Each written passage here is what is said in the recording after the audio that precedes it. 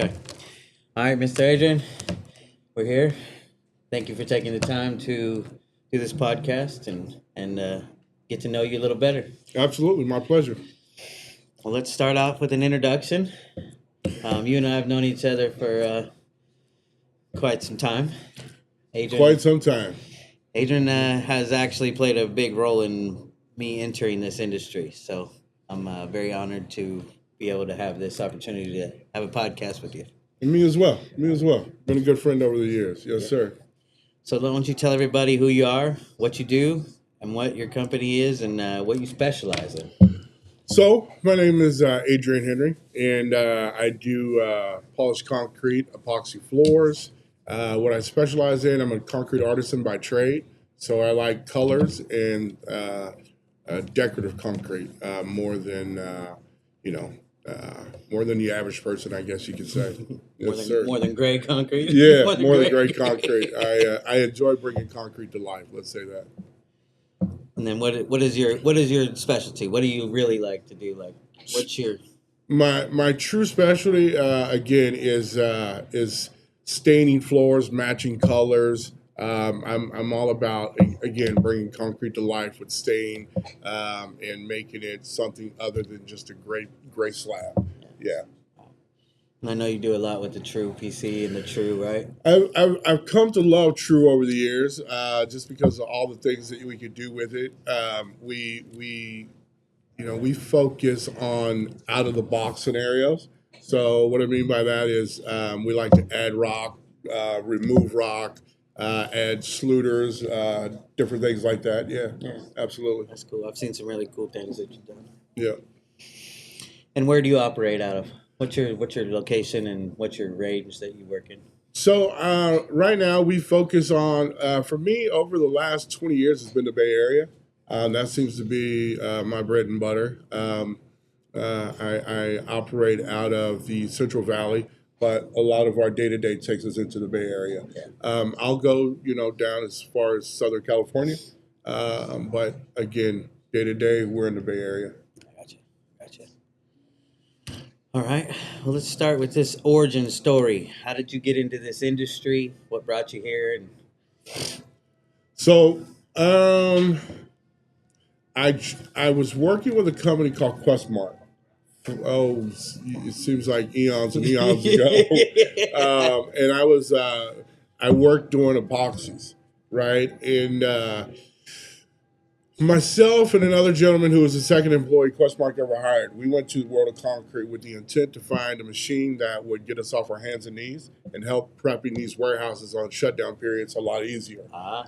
So we ran across the company out in Knoxville, Tennessee, which was at the time called Vic International, and we bought one of the first HTCs to come into the States, and with that intent, right? So we took the machine back. We put it on the floor, and it was doing exactly what we needed. About 2 to 3 weeks later, they approached us and said, "Hey, there's other things that you could do with this machine." And that's when Vic was by trade, or Vic was a stone polishing company, and so it made sense. They figured out that over in Sweden they had been using these machines to polish concrete, which is something we hadn't really seen in the States. So they put us through some training classes, and then Questmark actually sent a few of us to Sweden to learn to polish for about a month. Oh. Yeah. So. And this is what, in the early 2000s? Oh God, no! This is 90s. 90s, Yeah, late 90s? late 90s. Late 90s? Yeah. Oh. Yeah. Yeah. It's a couple years ago, right? A couple years ago, yeah. But no, it was a great time, and but I seen right away that the industry was moving in a certain direction, and I spent 7 years at Questmark, and I wanted to take my show on the road, and so basically I became a consultant, and becoming a consultant has taken me pretty much all over the world. Yeah. That's cool. That's cool. So what was the hardest challenge you had to overcome in the beginning, and what was like a challenge getting into the industry for you? For me. So the hardest challenge in the beginning getting in this industry was finding qualified guys, to do the work. I got you. Because there's not, you can find an electrician, a plumber walking around, You can go to your local union halls, but you don't find a polished guy, so you have to make a polished guy. And so some of the things I looked at early on was tile setters because they have an eye for detail. Right. They've used to work with 7-inch grinders, so they know they know the basics, and from there you develop. Yeah. So that was the hardest part. That was the developing the guys, right? And it's still to this day. It's the hardest part. Everybody has a ton of experience, but at the end of the day, putting that person on the floor and seeing what that experience consists of, whole other thing. Yeah, getting to the finish line. Yeah, It's sometimes the hardest. You know what I mean? It is the hardest. Exactly. You can start all you want. Yeah. But the finish line, I find, is the hardest. And so that's when you have to be understanding and know it's not about how fast you run the race. And what I mean by that is you've got to pour in. And when you have an employee that wants to learn, you have to pour into that employee and make sure you give them the tools to learn. Yeah. Because it's just going to be beneficial for you both at the end of the day. Because you can't train that want to. Exactly. If they want to, then you got to help. Yeah, exactly. But you got the other guys on the other side also that, they're just there. They want to hurry up and go home or punch a time clock. And I think, as an owner, you got to recognize that real quick. Yeah. Because, again, this business is, it's a great industry. But if you don't recognize things like that really fast, you can really go upside down and hurt yourself. Real fast. Yeah, real fast. All right. Well, let's talk about a sticky situation here. In business, I'm sure you've had quite a few sticky situations. What is a sticky situation that made you better, and what did you learn from it? Honestly, to be extremely candid, I mean, one of the first things for me as a sticky situation was working with general contractors and understanding how to legitimately pass change orders. Because everyone wants certain things done a certain way, but no one really wants to pay for it. Right. So for me, the way I go about those things is I make sure I create a scenario to where I don't have to argue the change order. I put it out in front of them and it makes sense. Yeah. At the end of the day.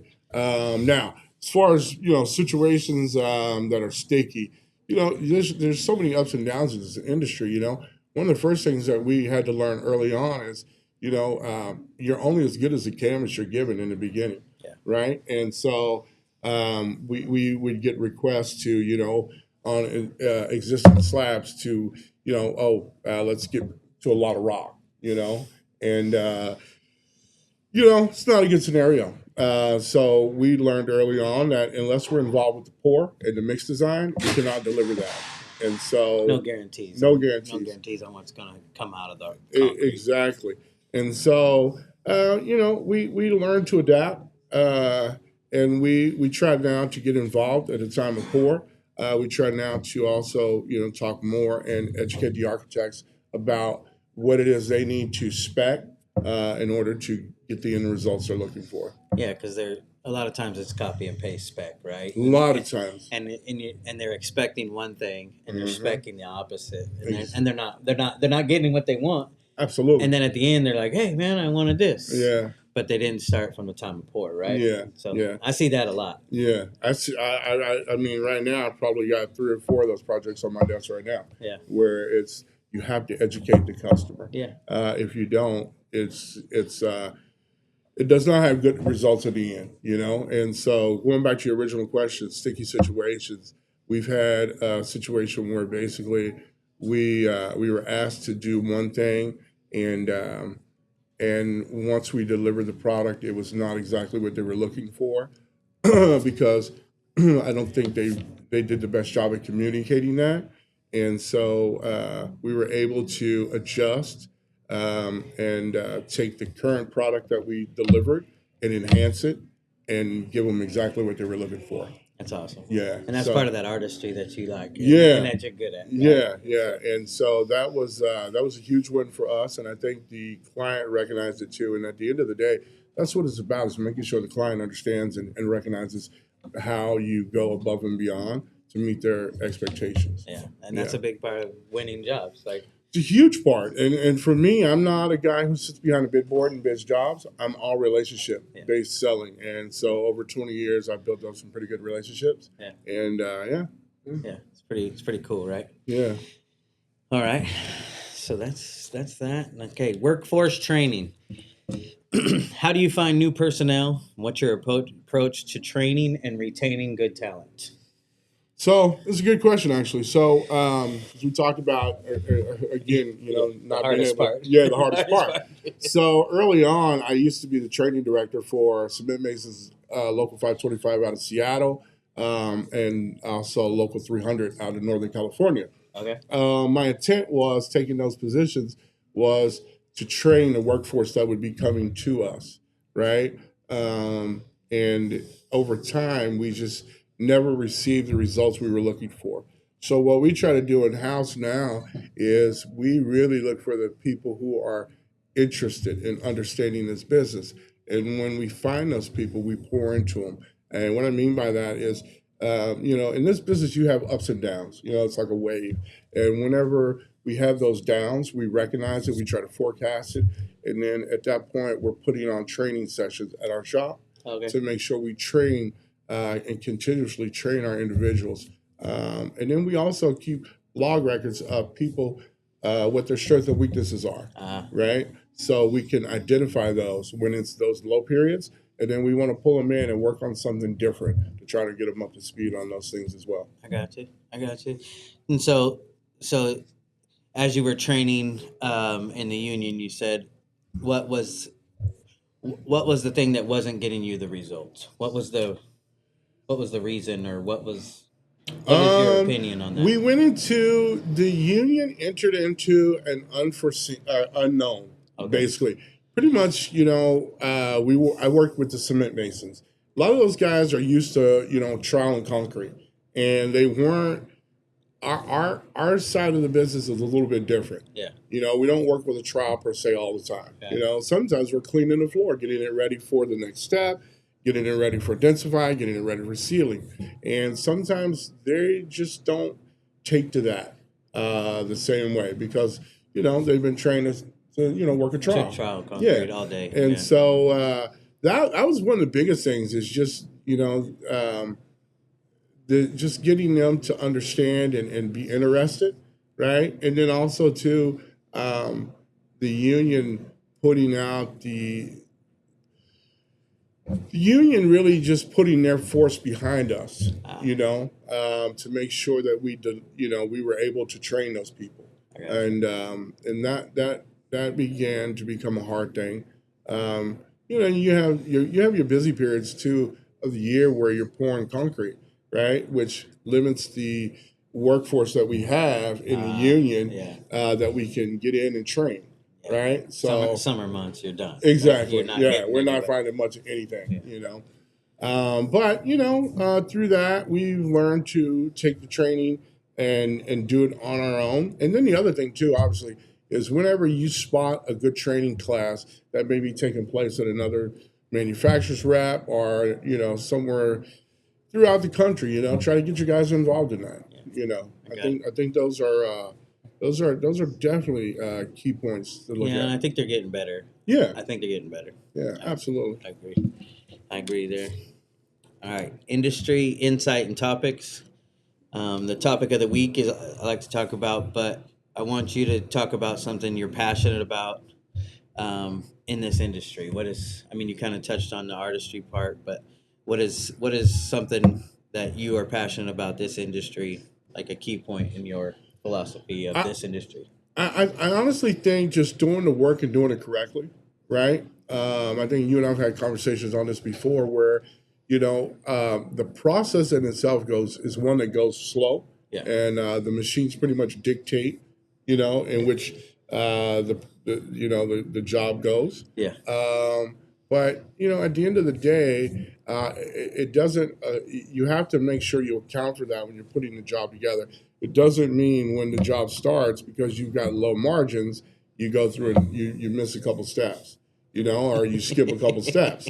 Because at the end of the day, what that does is it creates a floor that's not a durable floor, right? Performance is not there. No, the performance is not there, and then that puts a bad taste in the client's mouth after a year when it's not what they expected it to be in a year, right? So I'm very big on making sure that we do not shortcut things. Yeah. Things are done, and it's done exactly the way it's supposed to be. Process. It's crazy. We did the what brought me to California was as a gentleman told me on the phone, it's a little small project in Golden Gate Park, and that small project turned out to be the Science Academy, Oh yeah, I which remember this was one. Yeah. God, I think there was over 1 million square feet, and one of the things about that floor that always amazed me is we got into that floor.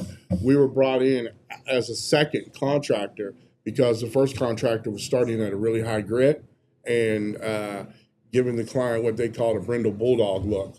And so it's one thing I had never heard of before. Yeah. And so I identified when I got on site that that's exactly what was happening. And plus, the floor did not have the best FF number, Yeah. right? So we started and we got into that floor at a 40 grit. And I honestly believe after that floor was done, we had a maintenance contract on that floor, so we would go back in and refresh the entryways every 6 months, Oh. and we would do the body of the floor once a year. And the floor reacted every time really good to our maintenance plan because we did the steps correctly in the beginning. The process was done correctly. And you're able to maintain it. Absolutely. Otherwise, you're going to have to repolish it. Absolutely. Right? We see that every day. Every day. I tell people all the time, if you do the work up front, you get the results on the back end. And if people are doing that in the wrong way, then it's making it bad for the industry. And I think killing that's our what, industry. And I think that's what you and I talk about, and I talk with other guys like yourself, and I'm sure you do also. Is you see it, and everybody's racing to the bottom, but they're racing to the bottom, skipping the steps, rather than giving the client what they deserve. Absolutely, and again, it's killing our industry. And so I think me as a person who's been in this industry so long, who loves this industry and has great passion for this industry, I think it's my job to make sure that we do those things and we do them correctly, so we prolong this industry and the industry can continue to evolve. Yeah, I believe the same thing. One of the reasons for this podcast, is to bring people together, awareness, and just let's talk about it. Yeah, Let's get the other people out of the way. Yeah, pretty much. And eventually, by nature, right? Mm-hmm. These things happen, but. Yeah, it seems like every time you turn around, you've got someone new entering in this industry because they think that, oh, I can do that, or and you can, and that seems easy. But it's not easy. It's not easy at all. It's not easy at all, and there's certain things that you have to be aware of in order to deliver the best performing floor. And again, not all the time are people aware of those things. No, and it's and it's hard, and so that brings us to the next question. What is something you wished someone had told you when you started in this industry? And everybody's first response is usually run, but well, it's a little different for me because you were at the beginning. I was at the beginning stages of this, so everything was everything was new. Everything was new. Everything was it's great. It can be whatever you want it to be. Well, in the late '90s, I mean, it was new to everybody. It was new to everybody. But again, when we went to Sweden, we seen something totally different.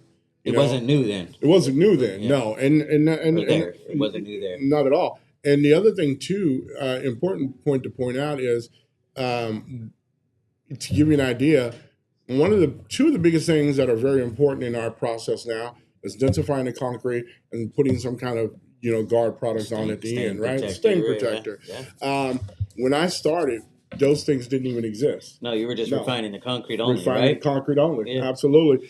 And believe it or not, in Sweden, that's what they call a true mechanically polished floor with no chemicals. It does not have any chemicals on it. Yeah, I've heard that before from guys out of the States. Yeah, and they're like, you put what on the floor? Yeah, and then they make fun like you need the chemicals to make it shiny. Yeah, we don't need it. Yeah, and they say we don't need it to make it shiny. Exactly. and so. Knowing that, having heard that, and understood that, and working with people who believe in that, for me coming back over here, I'll be honest, I had a lot of pushback on chemicals, on Yeah. my floor. Yeah. Because we all want to perform to our best, qualities, and so we would, it was always a challenge for me to give the highest polish, Yeah. without any chemicals. Yeah. You know what I mean? Yeah. Yeah. Yeah, and so. And maybe the Um, concrete's different over there than it is here. I'm sure it is. oh, it I'm absolutely, absolutely sure it is. I've never been over. I've never hmm polished any concrete besides the United Yeah. States. But Everybody's got a little something different. I mean, yeah. I've done concrete in Germany. I've done Japan. And it's all different, It's huh? all different. Yeah. And like a big difference, right? Huge difference. Yeah. One of the things that we accept over here is concrete cracks, right? Yeah. Let's say over in Japan, they don't believe that. If they pour concrete and it cracks, they jack it out and report it. Oh. Yeah. Oh, really? Yeah. Yeah. Standards are higher. Standards are very high. Yeah, very, very high. We'd be in trouble over here. Yeah, yeah.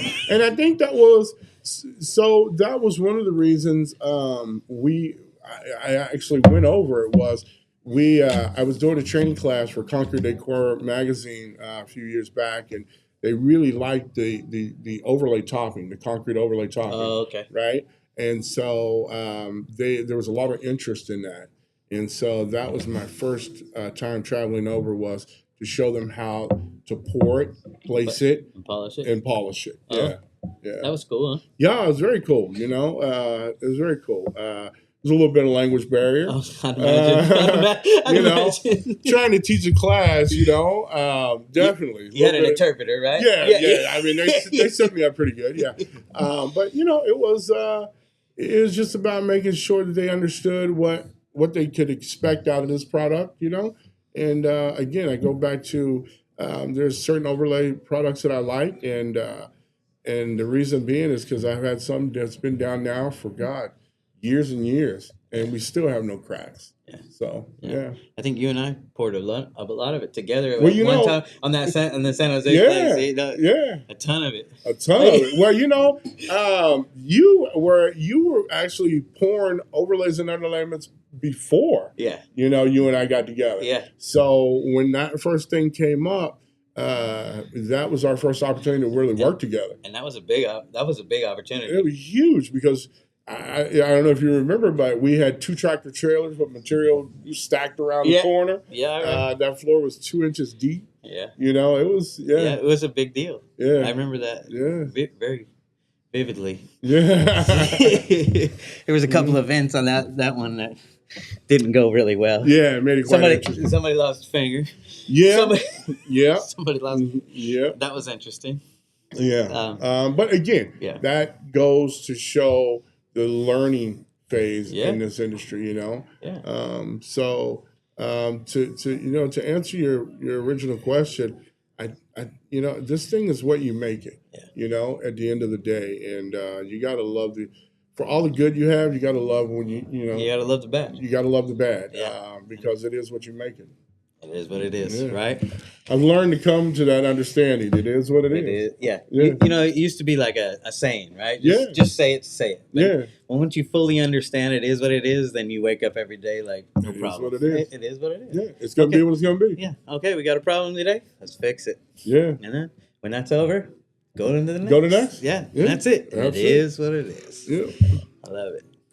All right. So there's one of the final questions.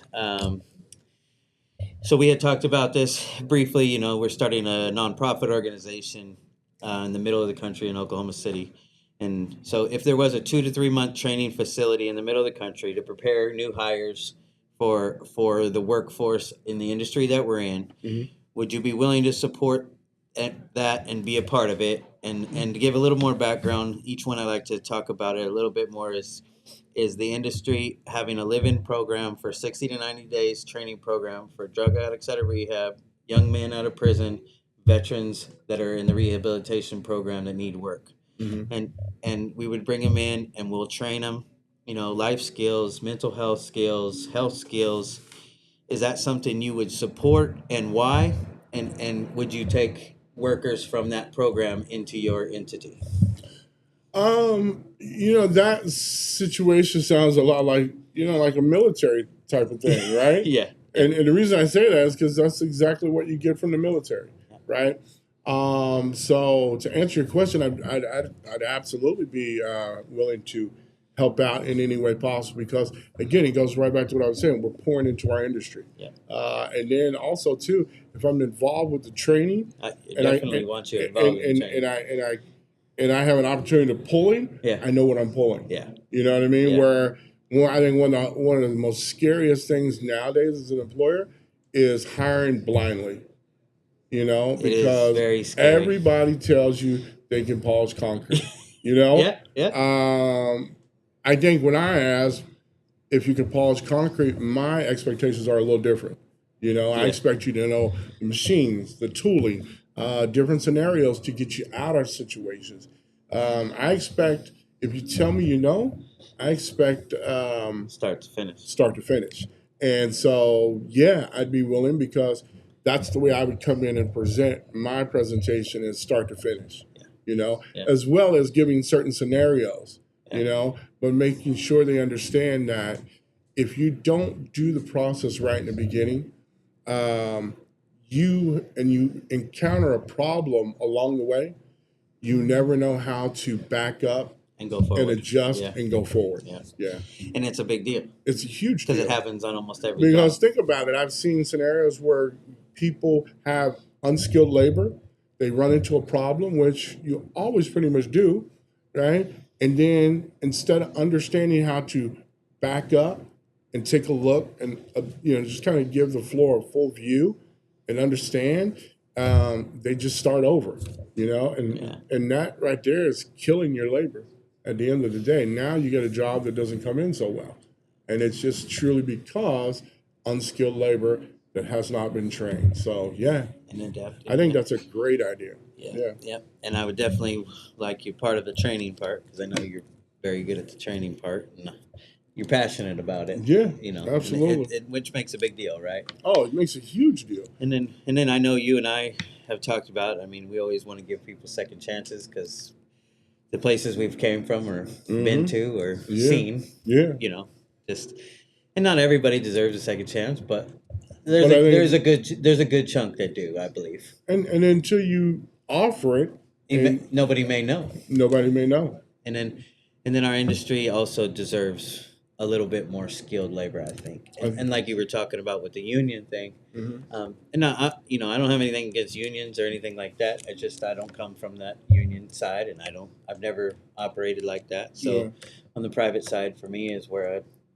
think I see most value for the people. Not to say that the union can't be a part or can't, join forces or something like that. But I think on the private side, is where I see most useful. Yeah, I think the whole reason why the union came into play for us was it was an entity that had a large group of people that were already in place, and they could pull more.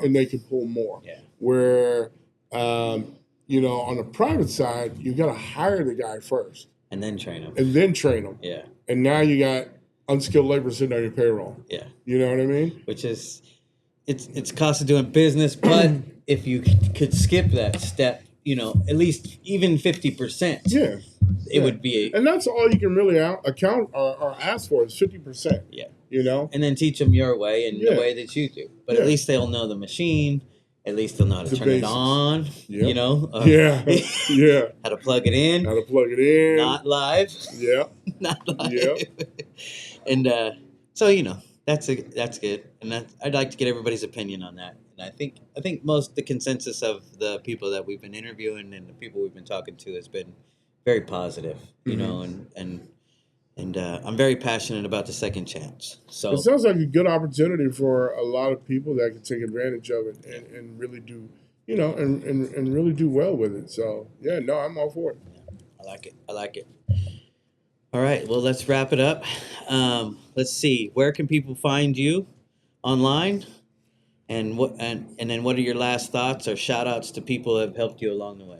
So let's start out where you can find you online. So I have a LinkedIn page, Adrian Henry. I monitor that page every day. So you can reach out to me on LinkedIn. leave me a message, and I'll definitely return your message. And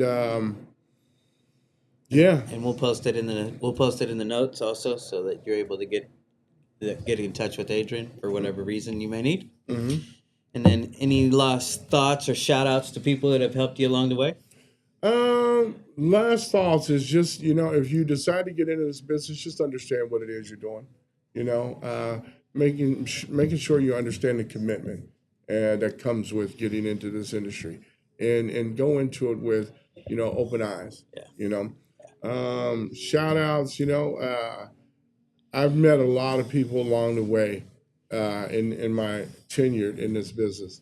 Um, I gotta say, for the most part, a lot of my time has been spent on the road, traveling. Right. It wasn't until I came to Northern California I put down real roots, Yeah. and so I've met some good people along the way. Like I said, you and I had the opportunity to meet, work together. So definitely want to say thank you for all that you Yeah. do, And and continue to be a good friend. I've met some good suppliers. Lee Sartain over at Ace High Concrete continues to be a good source when you need things.